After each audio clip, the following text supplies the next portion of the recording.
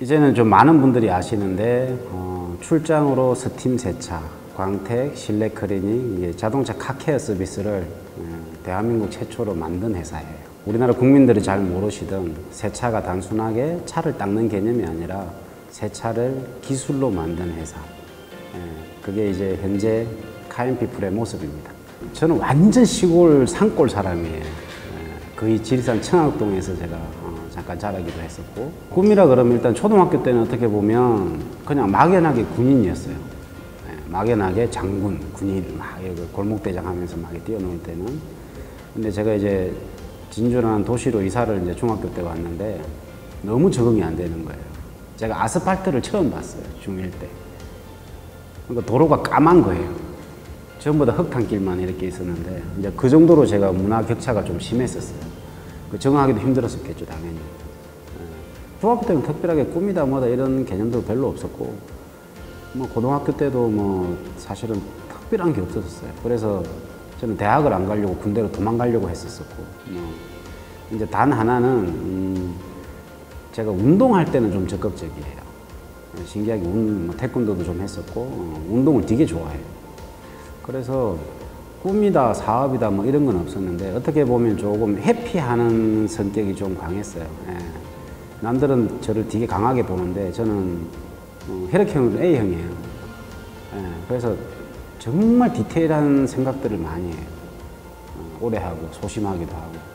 근데 이제 일을 하면서 인생의 우여곡절을 좀 많이 겪으면서 이제 조금 단련된 스타일이죠. 지금의 현재의 제 모습은.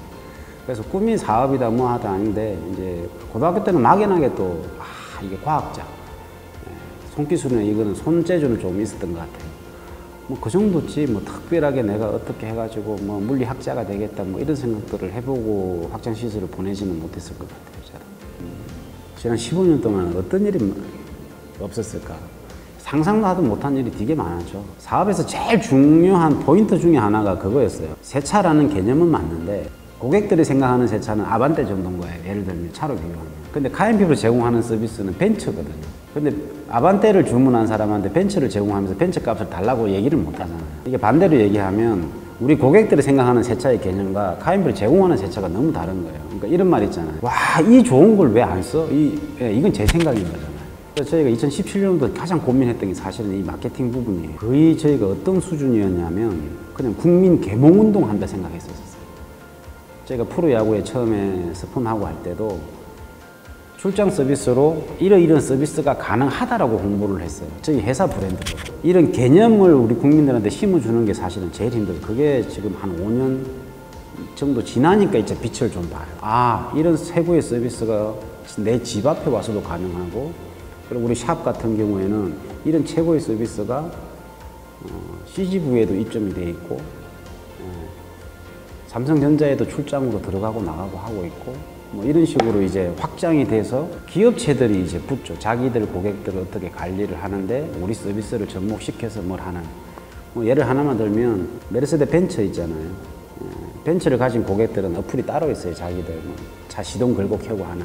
거기에 들어가 있는 서비스가 카인피플 서비스예요. LG U+에서 카인피플 휴대폰 요금제도 만들고 이제 알아주기 시작하는 거죠.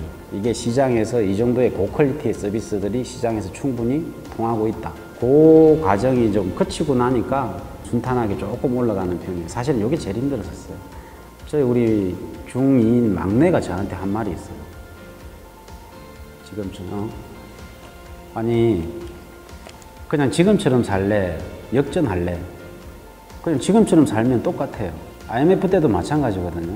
나라가 망했는데 그때 당시에 저희 아버님도 무너지셨고 망하는 게 정상이었고 망한다고 쪽팔리지는 않았어요. 그때는 야반도주에도 안 쪽팔렸어요. 그때는 진짜 그랬어요. 그런데 그 IMF 때 나라가 부도났다고 얘기했던 이 시절에 다음이 시작했어요. 정확하게 1997년도에 네이버가 그보다 3개월인가 늦을 거예요. 지금 쟤네들 어때요? 그러니까 주위 환경이 어쩌니 저쩌니 하는 거는 별 의미가 없어요. 그러니까 중요한 건 내가 내 의지로 해보는 게 일단 중요해요. 근데 대부분이 보면 앉아가지고 생각하거든요. 이건 될 거야, 이건 안 될 거야. 그거는 세상의 모든 경험을 다 가진 사람도 힘들어요. 코로나라는 게 사실은 올 줄 누가 알았어요. 제가 제일 싫어하는 말이 대표님들 조금씩 만나면 직원들 한두 명 어쩔 수 없이 내보내고 버티고 있다고 얘기해요. 저는 버티고 있는 건 뒤처지고 있는 거라 생각해요. 그 IMF 시절에도 다 망하고 누군가는 버틴다고 다 얘기했거든요. 근데 누군가는 성장했잖아요. 새롭게 시작한 새싹들도 있고 오히려 회사가 더 성장한 것도 있단 말이에요. 지금 단적으로 카인피플 지금 코로나에 지금 다 죽어나가잖아요, 사실은. 근데 카인피플도 성장했고 또 어딘가에 누군가는 또 성장하는 회사와 개인들이 있을 거란 말이에요. 왜 그게 여러분들이면 안 돼요? 왜 그게 여러분 회사면 안 돼요? 힘들고 안 됐다고 코로나를 위로로 받아야 돼? 다 잘 될 때 다 잘 되는 거는 별 의미 없어요. 남들이 안 될 때 내가 성장하고 있어야죠. 그게 개인이 됐든 회사가 됐든 심지어 그게 국가가 됐든 저는 그렇게 생각해요. 그래서 그 순간순간을 후회 없이 좀 보냈으면 좋겠어요. 아침에 늦잠 자고 이러지 말고. 죄송한데 죽었어도 잘 수 있어요. 제가 한 4년 전까지 제일 힘들었던 게 사실은 우리 직원들 때문이에요. 저게 왜 안 보이지? 왜 이런 생각들을 못하지? 이게 오너의 마인드가 아닌 거죠. 사실은 되게 실망들 많이 했어요, 저도. 우리 직원들한테. 근데 가만히 생각해 보니까 오너가 아니잖아요. 그러니까 저 대표가 아니잖아. 대표가 아닌데 대표의 생각을 하라는 게 가만히 생각하니까 말이 안 되더라고요. 지금은 괜찮아요. 많이 숙련되고 좋아져서 저도 못 본 척 하는 게 제일 힘들었어요. 왜냐면 저도 우리 직원들이 성장을 해서 어떤 회사를 물려주고 나가야 되는 사람인데 불안한 거예요. 왜 저게 안 보이지? 저게 안 보이는 우리 직원들한테 내가 회사를 맡길 수 있을까? 막 이런 생각도 처음에 막 스트레스 엄청 받았었어요. 그런데 제가 간섭을 하면 딱 바로 해결이 되죠. 근데 해결의 기준이 누구냐면 저예요. 쉽죠. 경험이 있으니까 쉽잖아요. 근데 그거를 제가 간섭을 하기 시작하면서 뭘 느꼈냐면 이 친구들의 배움의 기회를 제가 뺏고 있더라고요. 그래서 못 본 척하고 힌트 한두 번 두고 세 번째 못하면 혼내는데 두 번 정도는 제가 힌트를 줘요. 그래서 그런 과정들이 조금 힘들었었어요. 그런 과정들은 조금 힘들었는데 카인피플은 원래는 제 거라는 생각이 강했었어요. 내가 내 인생을 어떻게 지금부터 밑바닥부터 해왔는데 이런 생각이 저도 없지는 않았었어요. 이건 이제 우리 제 주위나 그리고 존경하는 우리 아내도 허락한 문제라서 저는 회사를 직원과 우리 가맹점한테 물려주고 나갈 생각입니다. 그러려고 준비도 하고 있고 차근차근. 원래는 철학과 이상과 꿈은 제 거예요. 근데 실체는 우리 직원들 거고 우리 가맹점들 거고. 그래서 제가 강조하고 싶은 거는 제가 가진 이상과 경영 철학과 꿈은 그대로 좀 승계를 해줬으면 좋겠다. 기회를 잡을 수 있음에도 불구하고 그 기회를 못 잡는 분들한테 우리가 조금이라도 기회를 줄 수 있고. 그래서 제 인생의 마지막 꿈이 뭐냐 그러면 다문화 가정에서 버림받은 친구들을 위한 고아원 설립하고 노인복지재단을 설립하고 나가는 게 제 꿈이에요. 그래서 준비를 하고 있어요. 10년 정도 바라보고. 그래서 저는 우리 학교 가면 그런 친구들 우리 애한테 들은 거예요. 피부 색깔은 새까만데 영어 한마디 못하고.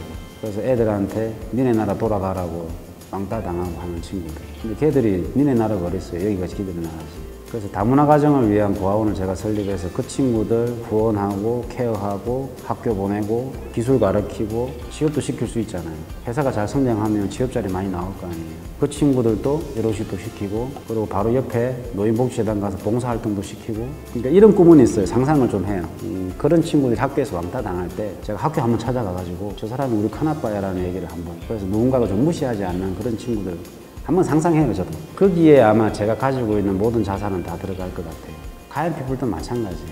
카인피플 나중에 뭐 상장이 되고 성장이 되고 하겠죠, 이 회사가. 그랬을 때 거기서 나오는 모든 이익이나 자산들이 그런 친구들. 저희가 장애인들을 교육시켜서 취업도 시키고 하는 이유들이 다 거기에 있거든요. 사실은 저도 이게 33살 이전이었으면 상상도 못할 일이에요. 근데 우리 회사의 궁극적인 목적이 거기에 있습니다. 그리고 저한테 카인피플은 뭐 사실은 저한테는 인생이죠. 저한테는 인생인데 이걸 내 거라는 생각을 안 하게 된 계기들이 좀 있죠. 다행히 우리 아내가 더 위대해요, 사실은. 이걸 허락했다는 게 위대해요. 저희 아내가 그래서 제가 항상 가서 어디 자랑하는 게 저보다 훨씬 위대한 사람이 우리 아내다라고 저는 항상 얘기를 해요. 제 부모님도. 그리고 우리 직원들도 그런 희망과 꿈, 이 회사에서 임원이 되고 여기에서 자회사로 나가는 회사의 대표가 되고 본인들의 열정을 불태울 수 있는 그런 곳. 뭐 저희가 뭐 카오나 이런 회사들 대기업들은 아니지만 최소한 우리가 행복하면서 꿈을 꿀 수 있는 그런 곳을 만들어서 주고 싶어요.